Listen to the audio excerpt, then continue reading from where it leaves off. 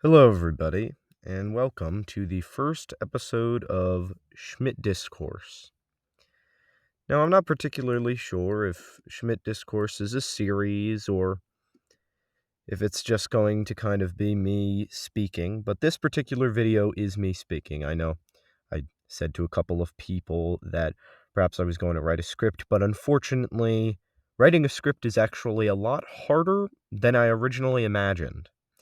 And so I thought the best thing for me to do, especially as I promised to get some kind of video out, were to do the video freeform talking by myself. And I'd like to preface the video by making sure everybody knows that, of course, I've never done this before. I am a rookie by all means, and, don't expect a movie. Right? This isn't produced by Hollywood, but I am putting my best foot forward and putting as much effort into the quality of the audio recording, the quality of the content which I'm presenting. Now, I'd first like to just review with you guys the purpose of my channel. I think the purpose of my channel is very important, and I stress it quite often on Twitter, but my channel is not just called Schmidt Discourse because I think it sounds nice. I'm going to read my channel about and just go over with you kind of what the purpose of my channel is.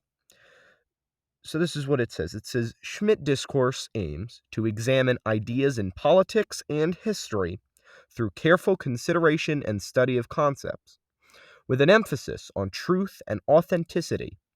Here I discuss my own ideas, and at other times I discuss the ideas of others. That is the purpose of Schmidt Discourse. Schmidt Discourse is exactly meant for that purpose. It is meant to examine different ideas, and that's what we're going to be going over today. We're going to just be looking through the essay Pleasures by Aldous Huxley. Now, if my memory serves me correctly, Pleasures was published and written in the year 1923 or 1926. And of course, if anybody has read the novel Brave New World, you may be familiar with the writer Aldous Huxley. This particular article was posted in the magazine Vanity Fair.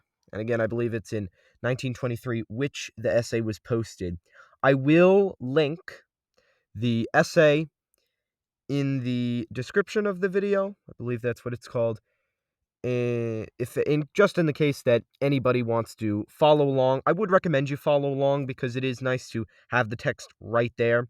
But I think the way I'm going to do this is I'm just going to go through the video, discuss what I think about it, and I did choose this essay because I really felt it related to our modern world in some very specific ways, which I'll outline. I found the video on Twitter, and the post was essentially outlining how it may relate to our modern world a little bit. And after I read the essay, I realized how much it truly does relate to our modern world and our modern condition. So the essay begins with an opening where Huxley discusses some different problems of the time. Of course, he begins by looking at the Germans, especially in World War I, their militarism, their nationalism. Now, in the modern day, those are kind of taboo words, but I'd like to examine them kind of in a context where there's no uh, taboo about them, essentially. At this time, these were just ways to describe the way that events were happening in the world. And I'd also like to remind the audience that at this time, Europe was the epicenter of world politics, unlike now, where it's the United States and perhaps China. But he discusses the German militarism and the prolongation of the war. He looks at the Treaty of Versailles and French militarism and mentions briefly some minor menaces. And the ones which he mentions are Prohibition, Lord Northcliffe, Mr. Bryan, and Comstockery. I researched into a couple of these. They're minor political things which happened at the time, didn't actually affect the world of today too much, but of course, they were, quite big news stories at the time, especially prohibition in the United States. That's a pretty big one. But these are all minor mentionings as the essay begins in the next paragraph. He begins with this sentence. Civilization, however, has resisted the combined attacks of these enemies wonderfully well. For still, in 1923, it stands not so very far from where it stood in that giant age before the flood of 9 years since. Huxley is saying here that civilization, despite the problems, has been able to get through them. It's been able to weather the storm and, move past the issues which have plagued it for such a time. And now the civilization has come out kind of into a green field and is able to actually progress. He uses a scale, saying in relation to Neanderthal on one hand and Athens on the other, where is the civilization now after World War I, after all of these different things? He's trying to figure out where his civilization stands. This is going to relate to the, of course, title of the essay, Pleasures, because he is stating here, of course, that the largest war and stupidest peace known to history have confined themselves in most places, and are until now mere threats, barking more furiously than they bite. Huxley is stating something which I actually agree with, which is that the problems of the war and the things which are happening after the war are actually minor compared to what he is going to identify as the main problem in his society. And I agree with him on this somewhat. In my personal opinion, I believe that the beginning of the degeneracy, the great degeneracy, which we see in modernism or modernity, started right around the 1920s, right when you get the flappers and things like that. That's when I believe it started. And I see, 1923, that's right in that time period. So he's got that, in my opinion, quite well. I think he's done a good job kind of explaining where he is, really evaluating the position that his society is in. In the next paragraph, he actually posits that the most alarming dangers are those of which menace it, referring to society from within, that threaten the mind rather than the body and the estate of contemporary man. The problems aren't external. It's not the wars, it's not the economic collapses, it's not all these different things which are going on, but rather it is the mindset of the regular dude. The person who's passing you on the street is the greatest problem to society. Not necessarily him, but just generally the society in itself. It's within people. It's not external. And I actually think that it's interesting that Huxley was able to identify this because the majority of problems at the time were external. Sickness, disease, starvation, poverty. The common man had to deal with these on a daily basis, and these were the things that the common man focused on. But I don't think that the regular person then, would even consider that there could be an inner problem with the person. Of course, maybe they could think of the man who's locked up in the insane asylum and, who's gone mentally crazy. But, perhaps they couldn't conceptualize things such as depression. And of course, concepts like that were not even a thing at this time, right? For the most part, they weren't really a thing. So we'll move on to the next paragraph. And he says that it's auto-intoxication. This is a very interesting term. And I like this term. I use it myself because I think it is just a very good term. It describes very well what we're going through now. And I'd like to just relate the term for a moment to our modern problems. Auto-intoxication. I'd like to think about that and consider it. Let's, for a moment, imagine the average man in our modern world.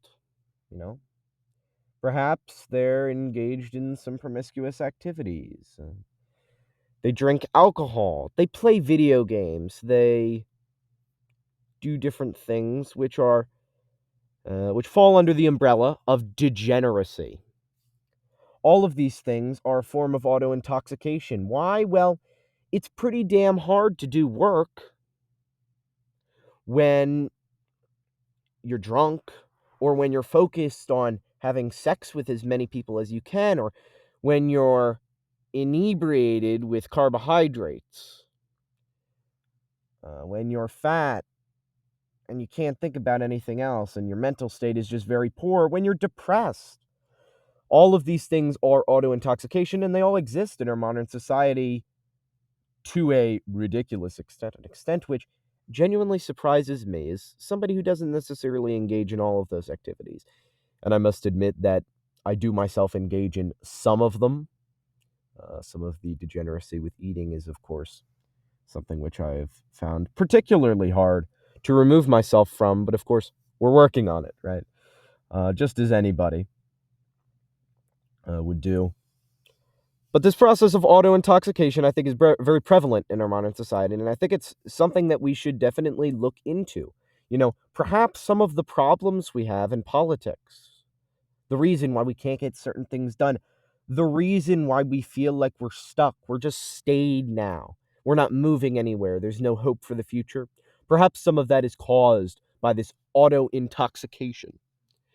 Now, the next thing that Huxley essentially posits is that the auto-intoxication is caused by pleasure. Now, I would definitely identify pleasure as the source of the auto-intoxication now.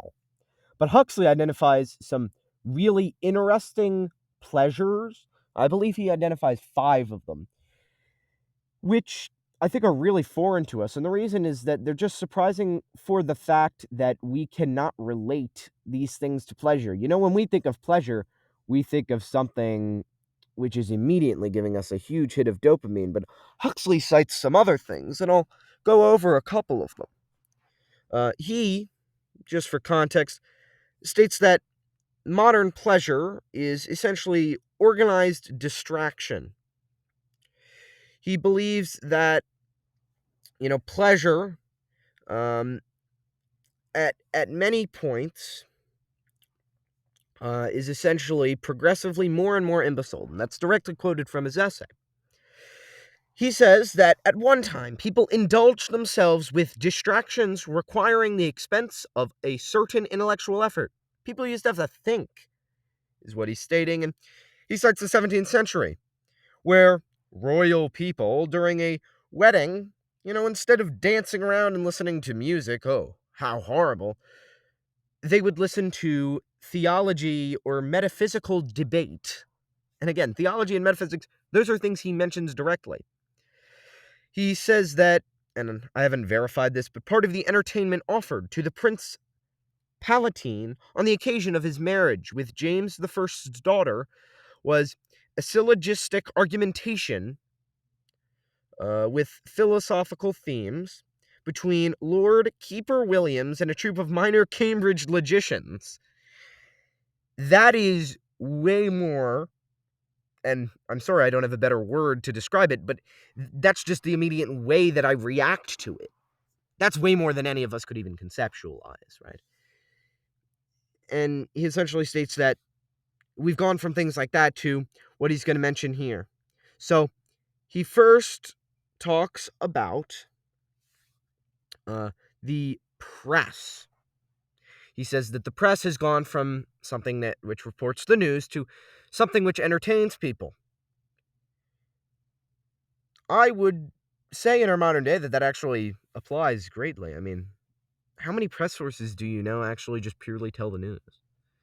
And of course, it's good for these press sources to not just tell us the news, because it actually makes them a lot of money when they entertain people and tell them a little bit of news with that. It's good for business, right? It works very, very well for their business. And in fact, it's actually, I would say, quite incentivized to do that, right? He cites in his essay, countless audiences soak passively in the tepid bath of nonsense And no mental effort is demanded of them. No participation. They only need sit and keep their eyes open. They only need read the page, read the article, listen to the YouTube video. He also cites movies. Now, at the time, movies were very rudimentary and they were kind of sort of just coming about.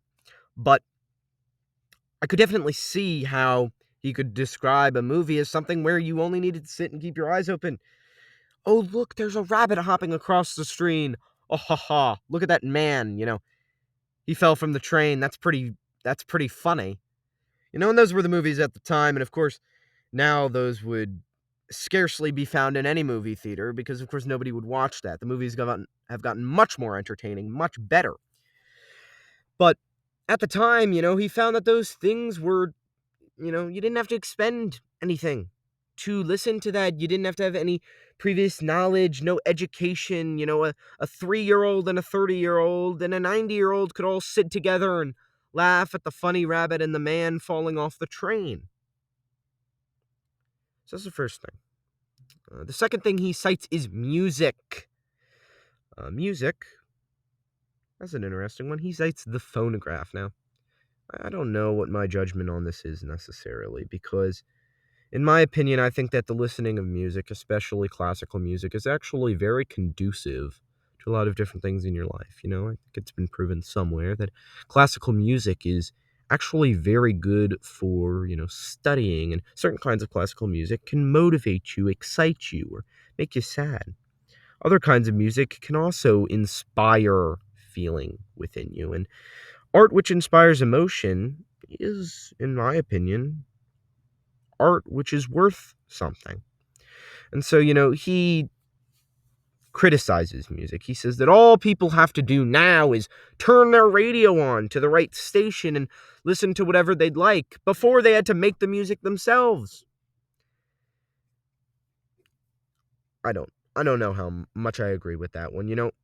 In a way, I see what he's saying, because comparatively to what people were doing before, it does seem degenerate that people can just turn on music and listen to it. But if you think about it in a realistic scenario, especially from a modern perspective, you might say that, well, that's just, common, it's just a common thing. You listen to music, right? And actually, it's very good because you can really appreciate music. What I would find with him is that it's just being a little too strict. God, you don't always have to make your own music. Perhaps you can listen to somebody making their music. Maybe you're pursuing something different. And I understand, because he is right that it is less intellectual effort to listen than it is to make music. But at the same time, is it worth expending that intellectual effort? And that's a theme that I think, or not a theme, that's my bad. It's a criticism, which one could express about the entire essay. It's that it is a little bit, maybe conceited would be the right word. Perhaps it wouldn't be the right word, but it tends to be very, very conservative. It tends to sound like an old grandfather discussing the good old days and how the kids are just different these days, and they're just don't work hard, they're so lazy. And there is some truth in your grandfather saying in that, but at the same time, he's an old cranky man. And at times this essay does, not necessarily with its wording, but just with its point, kind of sound like your grandfather sitting in the chair lecturing you on about how the good old days were. Next thing Huxley criticizes in his essay is athletic sport. His essential criticism is that athletic sport, instead of being a pursuit which is played by somebody, is watched by somebody. You don't play soccer anymore, you just watch soccer. You don't play golf, you watch golf. I actually agree with him on this criticism. For the most part, I think that it's pretty valid in terms of, the fact that it's just, well, why are you watching a sport when you could go and play it? And it's like, well, the barrier to entry to watching a sport is a lot less, and there could be a case made for that, where, maybe watching sports does have a use. Because you can watch the sport and you can examine it and you can learn from it, and it could be a source of fun, and it could be something mildly entertaining, which is not super degenerate. And that would be the case I would make for sport in our modern world, but it is true that you shouldn't just watch sports, you should play them. And so perhaps my opinion on this would be that we should both watch sports and play sports. And perhaps we should play them a bit more. Perhaps we watch too many sports and we should do a bit more playing and a little bit less watching. But, overall, I think this is a valid criticism, which maybe shouldn't be taken to the extreme that Huxley takes it, but should be, certainly thought about. Huxley then goes on to essentially say that pleasures are just as much of a menace as the Germans were during World War I. He says the working hours of the day are already, for the majority of human beings, occupied in the performance of purely mechanical tasks, in which no mental effort, no individuality, no initiative is required. And now in the hours of leisure, we turn to distractions and as mechanically stereotyped and demanding as little intelligence and initiative as does our work. At such leisure to work, and the sum is the perfect day, which it is a blessed relief to come to the end of. Huxley then goes on to describe essentially the situation of the Romans, in which the Romans, he believes, kind of fell because they could distract themselves. They lived on these ready-made entertainments, which they had no participation. He says they demanded more gladiators, tightrope walking elephants, and rare as well as far-fetched animals to be slaughtered. This was their entertainment, which required nothing from them. He believes that, generally, this entertainment could have led partially to the fall of the Roman Empire, and I do think it's kind of a well-accepted trope that the Roman Empire, in part, fell due to its degeneracy. It is pretty well known that the aristocrats in the Roman Empire were very degenerate. They would hold massive sex parties and do all sorts of degenerate things. They would eat a lot of food and demand this kind of entertainment which required nothing from them.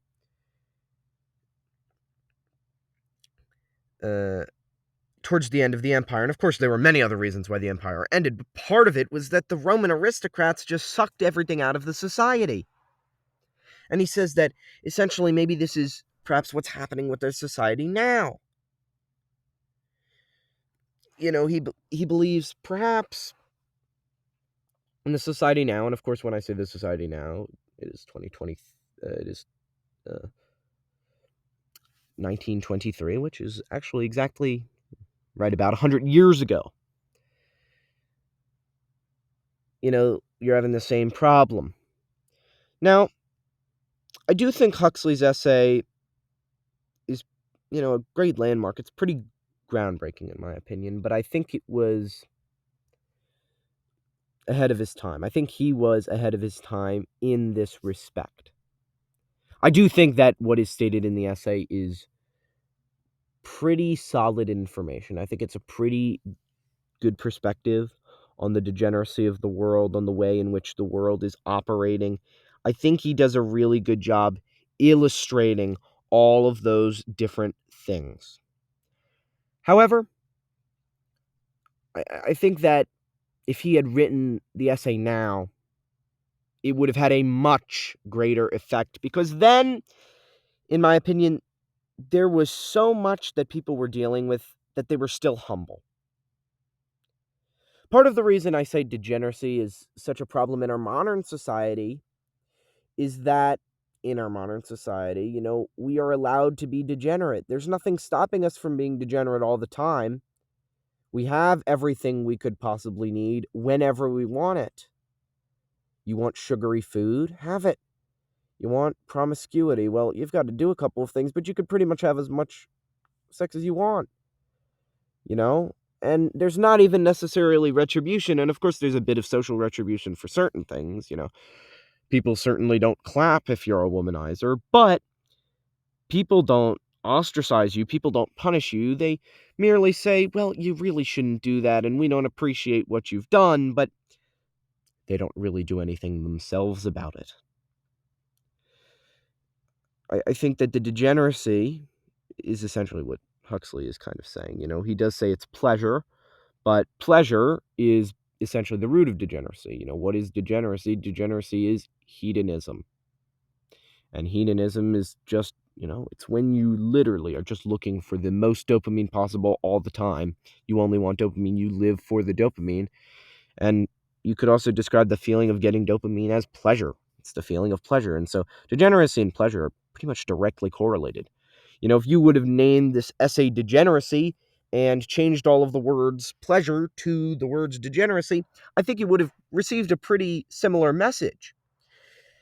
The message generally is that society has become degenerate. It has collapsed from its previous great form into something lesser. It has dilapidated. It has become worse because of the actions which individuals take, right? It's internal. It's not as if external things threaten our society. It's the internal degeneracy which threatens our society. That's the point I think Huxley makes. And I think that it's even more an important point in our modern period. We, I think veritably now, could identify degeneracy as a reason why, for example, the United States is not top of the food chain in the world. Our country has become degenerate. We've stopped having kids, started having more promiscuous sex. We've been doing a lot more drugs and eating a lot more shit. And we've been doing a lot less work. We've been exercising a hell of a lot less, and we just haven't been keeping up to standard. And what happens when you don't keep up to standard is you degenerate. We've been chasing pleasure. And it could even be extended to the modern West. And I think this is an argument which will partially extend to another video, but it's the argument that degeneracy is what is causing the Great Fall of the West. Huxley identified it, in my opinion, 100 years ago. But the message wasn't taken, and I don't believe this article was extremely popular to where everybody would have read it. It's not a Thomas Paine kind of thing. But it's certainly something which people would have known about. It's certainly something which people perhaps would have considered.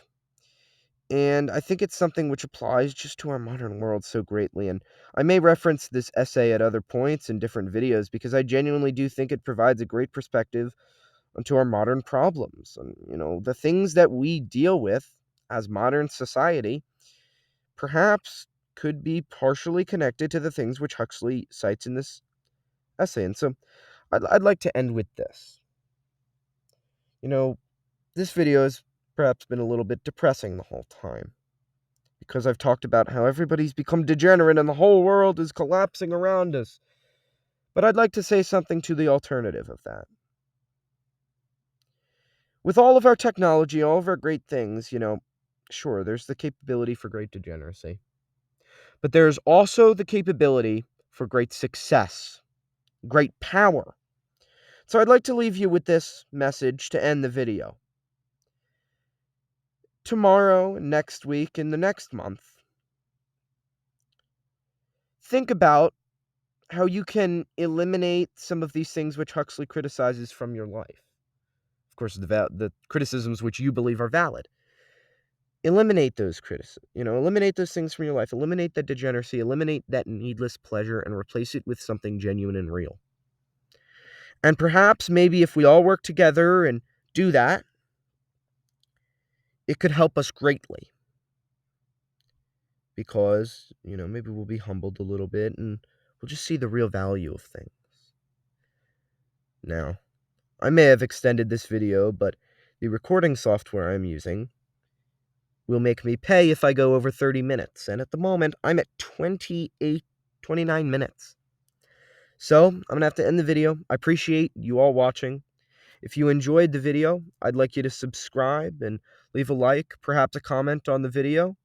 If you're from school and you see the video, heck, talk to me. I'd love to talk about this subject more. I appreciate your viewing of the video.